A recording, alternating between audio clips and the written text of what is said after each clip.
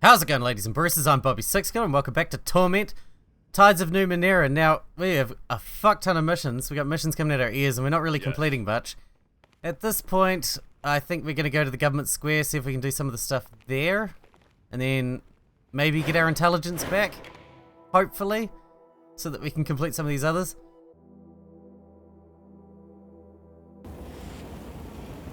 I mean, the one thing I do know is that next time we get a level up, we are buffing intelligence. Because, fuck, we need it so bad. We talk to you quick. Do you sell stuff, don't you? You sell anything that can recover my intelligence. Because that would be fucking great.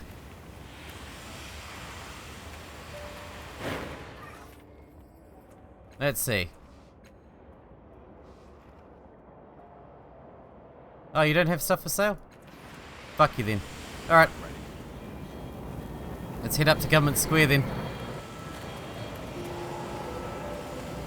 New place to explore. Just pick up more and more and more missions. We need to get to the Order of Truth as well, wherever the fuck that is. Let's go.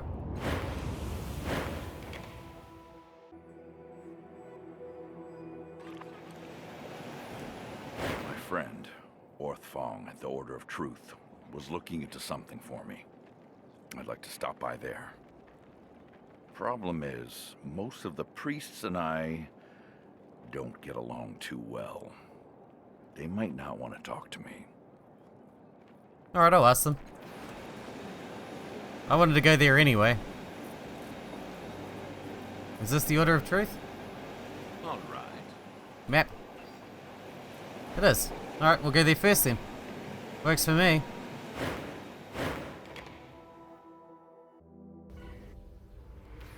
We got shit to do here anyway. This looks more like a fucking casino slash laboratory. Where's the slot machines at? Slouching before you is a figure clad in a dusty, unremarkable robe. Loose folds of rough cloth shift to reveal a vaguely humanoid form, with elongated facial features and two elaborate biomechanical arms. You can't help but notice the size, the shape, and even the number of the digits changing as it tinkers with a bizarre-looking device on the table. It glances up at you. Its eyes are the size of your palms. You realize it is a visitant, a being from another world. Greetings, fellow sentient, it says, nodding with studied respect. I'll be with you in a moment.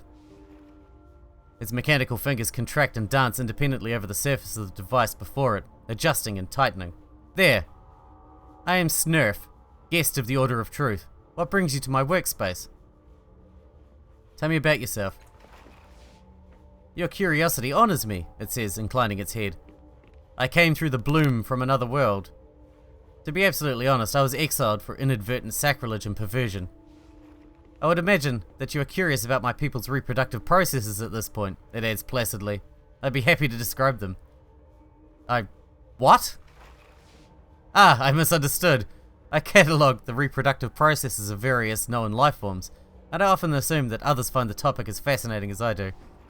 It's a rather complicated topic, however, so let me know when you're ready to speak at length.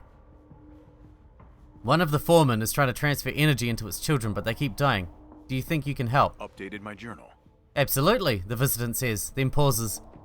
I must regretfully ask for a small payment of 50 shins to cover my expenses. However, I am a guest here, and not an Aeon priest. The city does not fund my research. Sure. Excellent, the visitant says. Now let me ask you a few questions about the situation. Do try to be accurate, or the device I craft will be less effective. First of all, as you know, this is an unusual case. Machine intelligences are rarely driven to create offspring. Why does the foreman wish to have children? It believes that the children already exist, and are waiting to be born. Ah, predestined existence, it says, recording your answer. An uncommon philosophy, but not unheard of. It also raises interesting questions about the reason for the intelligence's, infertility. Why can't it create offspring if it so obviously wants them? On to the second question, the visitant says. Has it any success in transferring its energy to its children? How long does it take the children to, expire? Almost immediately? Intriguing, it says, taking another note. Final question. How are the foreman's intelligences stored? Void arrays? Shielded ring coils? Or some other method?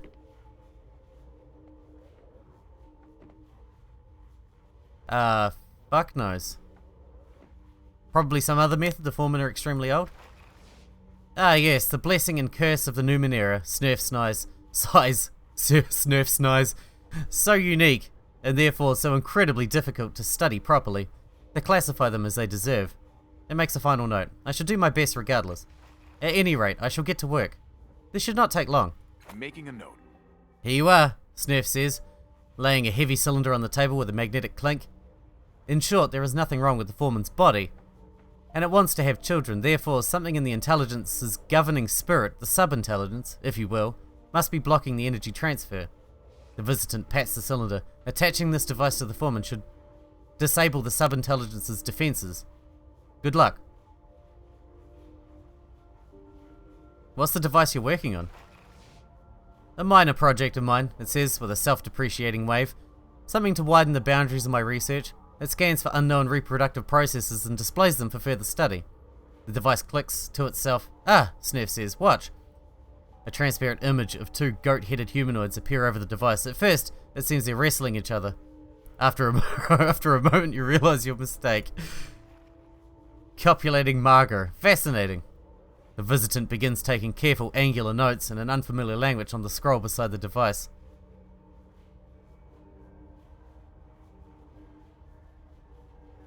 You're gonna be rich. What? No, the visitant says. The device itself will not be for sale. I'm writing a book, however. Those arms of yours are interesting. How do they function? I'm not quite sure, it says, raising them for your inspection. Extra digits whirl out of the mechanical palms in a somewhat nauseating wave and disappear just as quickly. They seem to be as sentient as either of us, but obedient as long as I keep them busy. Otherwise they scramble about while I rest, touching things, picking locks, strangling the odd rodent. The visitant sighs. I've forced them to take up knitting. I didn't quite catch your name. How do you pronounce it again? Ah, it says. You're hearing a brief Elysian of my name, correct? A majority of the component syllables are untranslatable or beyond human ranges of hearing. I'll try to approximate them. It draws in a deep breath. What? Snellenarga. Jesus. With a brief poem about the ambient temperature of dust and moonlight here. Gnothis, the word that describes the colour similar to blue. Ramalurf. It shrugs. I prefer the name your people here. My name's all too common where I come from. Alright, who do you need to talk to, Alagoon? Can we talk to this one? This machine's impressive though. What the fuck is it? This tall, stately woman studies the air with the intense focus of an artisan. She senses you approach and faces you. Concentration turns to surprise, then awe-tinged anger. Adan. I haven't seen you in 10 years. 10 years. I cannot begin to imagine what your excuse might be. I am not, Adan. She blinks once, twice. A smile blooms. You're a cast-off, she murmurs, studying you from head to foot with an appraising and somewhat proprietary eye. Remarkable. This is rather like visiting a house you once owned and seeing the new tenants through the windows.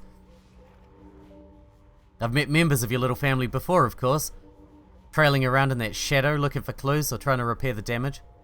Her smile is genuine and somewhat sad. Her eyes linger on yours, as if looking for any flash of recognition.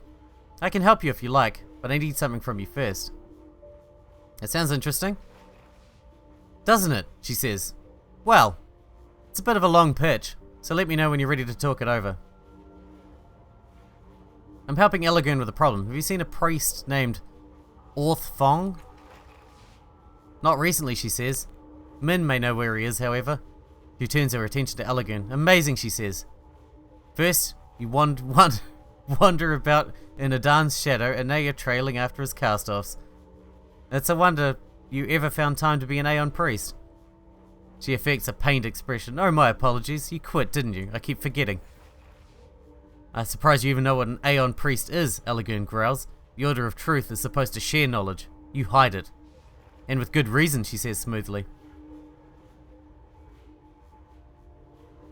I'm trying to repair something called the resonance chamber. Ah, that contraption, she says. I'd be delighted to help, as I was before, but I'll need you to do that little favor for me first. Enter the anechoic lazarette and make it safer for me to resume my work there. She lowers her voice. If you seek assistance from the others in the order, do be careful. I suspect one of them is an informant for the Numenera. Too many of our finds have been pillaged by her thugs. Let's talk about that favor you want then. Of course. She draws your attention to a map of the reef of fallen woods on her workstation and taps a gilded, ornate structure not far from the dome containing the resonance chamber. This is the anechoic lazarette. It has been hopelessly sealed since the dawn of the Ninth World until, she smiles, I managed it in a week or two. It was quite simple once you figured out the trick. I've been slipping in and out at nights, investigating the technology within, taking notes. She frowns. Then, more recently, I discovered that the structure was sealed again. Maybe you tripped an ancient security measure? No, she says crisply. I would not make such a careless mistake. I believe someone trampled inside with no regard for the dangers and managed to trigger a failsafe that resealed the chamber. She flicks a strand of hair from her eyes. I need someone to reopen the lazarette and, she waves a vague hand, handle whatever nonsense the trespasser might have stirred up in their wake. Why me? Simple, she says. You're a cast-off. All of you are made to be useful in some way or another. All of you are, at minimum, competent. In short, you're better than any of the draff I have at hand. Besides, I can reopen the structure. The concern is what's waiting for me inside. She holds your gaze for a moment, to make sure you understand. I want you to deal with whatever's gone wrong in there so I can resume my work. Needless to say, I would also prefer the structure in an undamaged state, as I left it. She smooths her robes. Well, there it is. Will you help? Yes. I'm making a note. Excellent, she says briskly, but relief flashes across her face. She hands you a metallic stalk with flower-like ridges along its length and a mechanical eye at one end. This, as you likely know, is the eye of a Mlox, and how I originally accessed the structure. The fact that the lazarette recognizes this organ as an authorized user implies that its builders were machine intelligences. Maybe a machine civilization from before the dawn of the Ninth World. She smiles, brushing off her hands. Well, on your way. Do watch a step in the reef. It can be quite dangerous. Who or what is the Numenera? The simple definition would be a crime lord in the bloom. But she is quite a bit more than that. In all ways that matter, she rules that tangled cesspit, and her spies are everywhere. Hold on, why do you think there's a spy in the Order of Truth? Almost certainly, she says, losing interest. But I let Min worry about that. Spies aren't a problem if you never share your secrets. What do you do here anyway? I study the ruins and remnants of past worlds, she says. When I have time, of course. These days, the Order spends more of its time helping the city than its own research. I want to talk to you about the anechoic lazarette. I'll never get used to pronouncing most of these words, you know. Never. Oh, she says, her face a carefully composed mask. What is it? What is the lazarette anyway? I'm just going to say lazarette, because I can say that. I'm not quite ready to issue definitive answers on that topic, she says lightly. I suspect it was once a place of healing, or quarantine, for machine intelligences. Even if I'm wrong, this is the find of many, many lifetimes. Few remnants of the prior worlds are ever so intact. What should I know about the interior of the lazarette? Is it dangerous? It wasn't, she says, but since I suspect someone or something got trapped inside, she shrugs slightly. Be careful and do avoid breaking anything. Sure. Questions about the changing god? Good, she says. Curiosity about your origin is quite healthy. Her expression hardens. I'll be happy to share what I know once you've completed that favor for me. For fuck's sakes, fuck off then, lady. We gotta talk to Min for Elegern. This priest is tall, thin, and dressed only in black. Narrow slashes of oil decorate his unlined skin like letters in an unknown tongue. His eyes are harried, but alive with intelligent humor. They land on you with a tiny flicker of recognition. Then the gaze moves from you to Elegern and hardens. Oh good, he says. No one's shouted at me for hours. I've already said everything I need to, Elegern says, folding his arms. Anything else would be a waste of breath. What's going on here? You're looking at Min of Tan Liang, head puppet of the Order of Truth, Elegant says, jerking his head at Min. More interested in where the next shin is coming from than, say, doing any actual research. This may shock you, Min says, and it shouldn't, because we've had this talk before, but research into the Numenera takes time. Orth needs a quiet place to work. He needs food and a bed, and none of this is free. Min sweeps a hand through his dark hair. Like it or not, and I know you don't, the slave families demand cooperation for their shins. And if we don't maintain the levy network, if we don't play their game, that funding goes away, and so does the Order of Truth. Elegant, you're not being fair. Maybe not, he says, crossing his arms, but I don't remember fair being one of the requirements for the truth. Maybe I'm wrong. Min sighs and turns his full attention to you. I recognize you, he says. It's been 10 years? I don't think we ever spoke. You were the one visiting Salamiri all the time, right? Working on some sort of organic machine technology? That's right. Huh. Well, welcome back, Min says, unaware of, or perhaps ignoring Elegant's muffled grumbling at your side. What brings you to the Order of Truth? Salamiri told me there was a Memorvera spy in the Order of Truth. We think so, he says with an irritated glance at Salamiri, but not because we've seen people in dark cloaks creeping around. He lowers his voice, but not enough that the anger buried in it is completely hidden. We've lost dig sites to her thugs, maybe people too. We can't be sure because we never find any traces of them. He rubs his forehead with a stained hand. We'll catch the spy, he says, only a matter of time. Where is Orthfong now? Looking into Elegant's problem, Min says, cocking his head at your companion. I think he mentioned leaving a note for you on his work table in case you stopped by, but he was in a hurry. Can you tell me about your work? Heh, he says, shaking his head. That's a big question, even on the best days. I specialize in mechanical Numenera, intelligent or not, but I haven't had much time for research since I started managing our branch of the Order. Can I ask you some questions about mechanical Numenera? I would be incredibly grateful if you did, he says. Every other conversation I have revolves around how I'm ruining the Order, or not doing enough to save the Order. He rubs his forehead with the back of his calloused hand. Please, ask me about wires and blinking lights. Oh, we can do something here too? One of the foremen is trying to create offspring, and I was told the Order of Truth could help. Not the master foreman, I hope, he says, with disbelieving laugh. One of him, it is more than enough. This sounds like something that would interest Snurf quite a bit, he says. And when you head back to the underbelly, tell Master Artisan I said hello. Tell me about the machine behind you. It makes levies. The Guardians of Sagus. He rubs his chin. Our records say that Divitanku found a similar device in the ruins of Archipelagia, far to the north. He convinced the city that a local version, a modified one, would be of use. In order to become a citizen, everyone in Sagus Cliff, even the ones born here, gives a year of their lives to the machine. It uses that borrowed time to create a levy.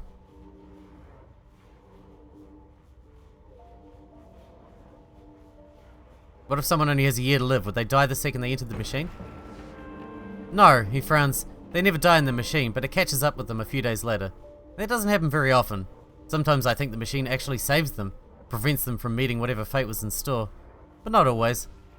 At any rate, the levies created by the machine are nearly identical, and they only last a year. After that, they quietly return to the machine, and dissolved into... His hands grip the air, trying to frame the words, grey gunk. It's incredibly unpleasant to watch, but they don't seem to mind. Fascinating. It is, and nothing is wasted. We just use the same gunk for the next levy. He frowns. Good thing too. I have no idea how to make more gunk. Anyway, that's the machine. Any other questions? I'm trying to repair a device known as the resonance chamber. Your what? Min gasps. I thought that thing was a myth, and you're trying to repair it? Where is it? I'd rather not say. Ah, he says, his mouth twisting. Probably wise. Anyway, do you have any piece of the machine with you? I have a shard of it. Take a look. He handles the shard with care. Organic and crystalline. It was grown into the appropriate shape for the machine. This is definitely what Salamari was working on all those years ago with their partner. He looks at you, his eyebrow raised, but does not say more. Reluctantly, he hands it back to you. In all honesty, I focus more on traditionally powered machines. Salamiri has some experience with organic machine construction. You might ask her about it. Do I have anything else to talk to you about? I don't care about what is the order of truth. Can I play with your machine? I want to push buttons. The machine is a chaotic assemblage of metal tanks and tubing. A work table mounted with spare parts stands beside it, and is connected by wires to an oddly familiar sarcophagus and other devices. Examine the machine. As it turns out, there is very little to examine. Every access point to the machine has been carefully sealed. Some of the hatches and panels are worn with use. They are likely accessed by the Order when they perform maintenance on the machine. Others are gleaming ornate locks with twisted keyholes, unmarred by the scratches and nicks of careless everyday use. You run your hands across the surface and feel the ghost of another person's hands doing the same. Try to determine why this machine looks so familiar? Why do I never have enough intelligence? Pick through the spare parts on the table. You sort through the jumbled components on the table. There aren't many, nor are there any duplicates. These appear to be spare parts for the machine. If only I had some intelligence. Of course. If only I wasn't dumb as shit. I should have picked a fully intelligence build at the start. The desk is cluttered with scrawled notes, piles of paper, and worn books. The owner was either extremely disorganized or left in a hurry. Elegern steps closer to the desk. He growls in frustration. This is where Orth Fong usually works. If he left a message for me, it must be here somewhere. Examine the papers and books. Before you have a chance to examine the mess, Elegern leans forward and plucks a folded note from the top of the pile. Orth is a paranoid bastard. He writes all his messages in code. Looks like this one's for me. He breaks the wax seal and scans the note. As he reads, his face grows tight with fury. Fong took my frame and left. He said it's not safe here. He wrote more about my tattoos and... He snaps his mouth shut. Never mind, he's not here. He glances toward the Aeon priests. We can talk about it some other time. Okay. Hey, it's Calistage. Why not? Loot. I love loot. What does this do? I'll have it. I mean, it's free, right? Fine. I mean, stolen, but free anyway. A small wireframe pyramid sits on the base of polished wood. Lying inside the pyramid is a dull sphere of silverish metal. Examine the sphere. Suspended in its wire cage, the sphere is almost perfectly sized to fit in your palm.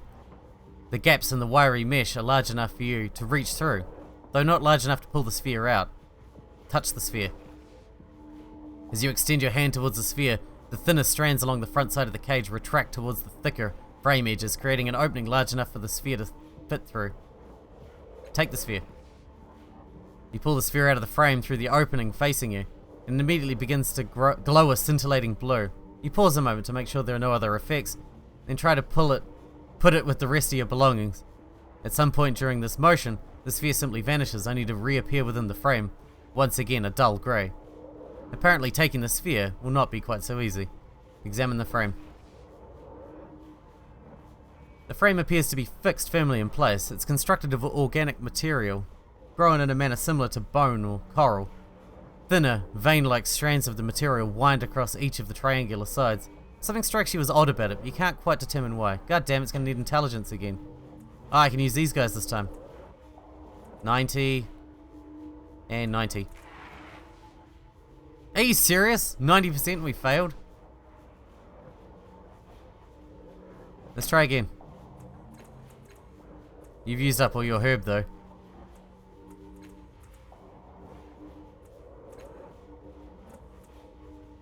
$65. So we can get 85. Good. I'd be pissed if that failed again. While examining the frame, you try nudging it gently, and it shifts in an almost peculiar manner.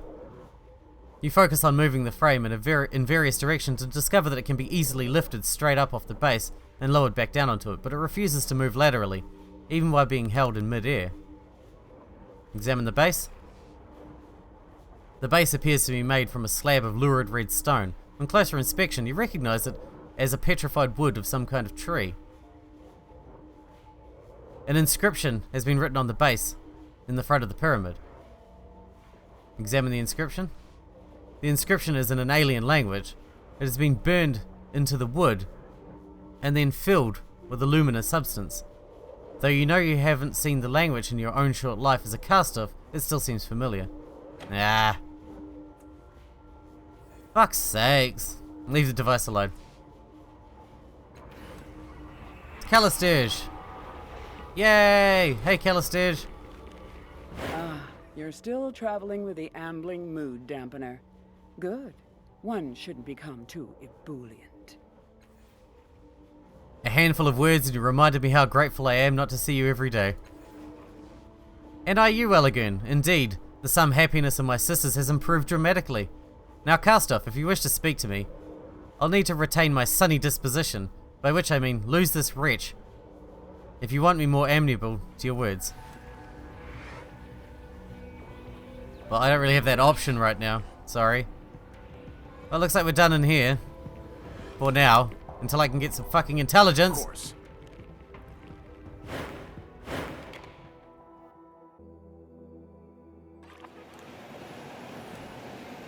Alright, we needed that, what was it? Stay of execution. We need this. We need a city official's badge from Sangolin. So let's see what we can find as far as that goes. On my way. Go for a wander about, see what we can find. Oh, look, I want to play with this. It's purple and awesome. The fountain is constructed of a material that seems halfway between wood and stone. It doesn't contain water, as might be expected. Instead, it's filled with swarming, tiny, fish-like creatures that leap and cavort in a wriggling mass, chattering to each other in what sounds like 1,000 different languages. Catch one of the creatures? Can we do that? Not with you, clearly.